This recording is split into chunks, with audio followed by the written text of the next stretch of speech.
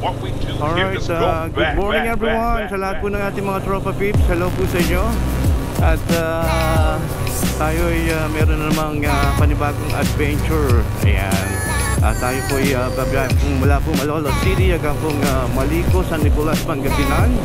Kasama po natin ang Team 150 at kasamaan din natin sa vlog. Ayan, si Boss Nat Motovlog at saka si Mike Adventure.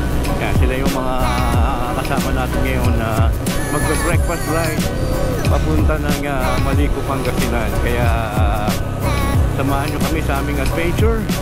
Anyway, ang oras nga pala natin ay 4 o'clock in the morning.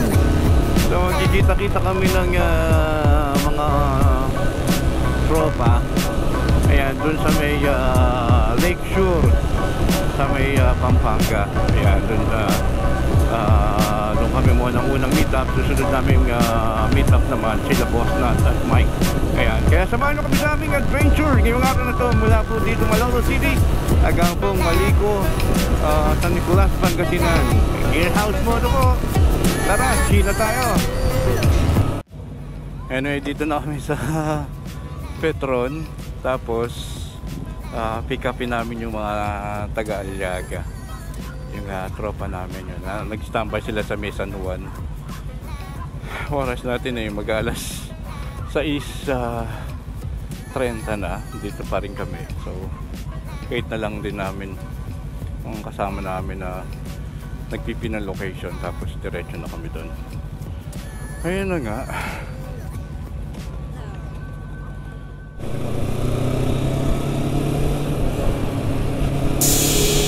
Alright, pasibat na kami. Yung mga kasama namin, puro mga patikan.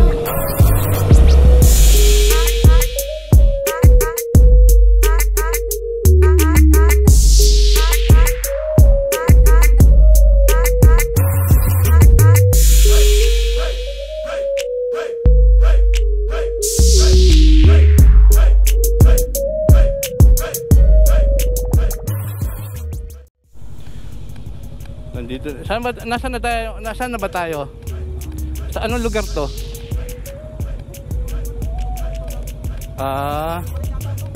Santo Rosario.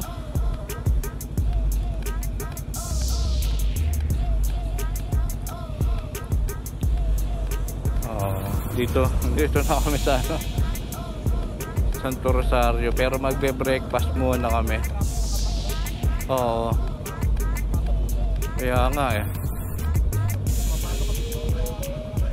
maganda tong labanan na to giba sa atin yung Malico sa dami. Pag ganyan kadami, may anuhan sa oo nga try ka. Siya din mag-guide. Sabay na ako sa kanya sa pogi.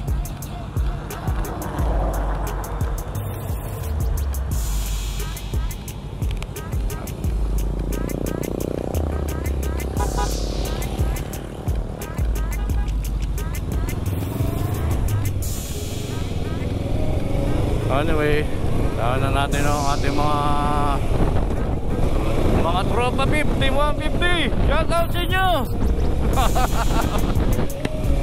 At muli na naman kaming nabiyahe.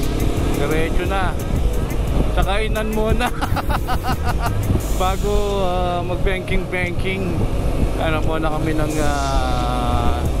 mapapag-breakfastan. Ayan. Anyway, gear up na kami. Gear up na ba? Gear up. Sibat na. Ha? Parang dito na lang. Ha? Okay na. Bachi na. Anyway, palis na kami dito. Tapos na kami mag-breakfast. At pabiyahe na kami. Sino kaya mag-guide? Nagtuturo-turo ako, sino pa?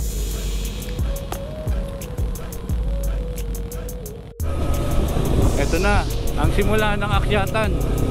Dito siya sa Maliko.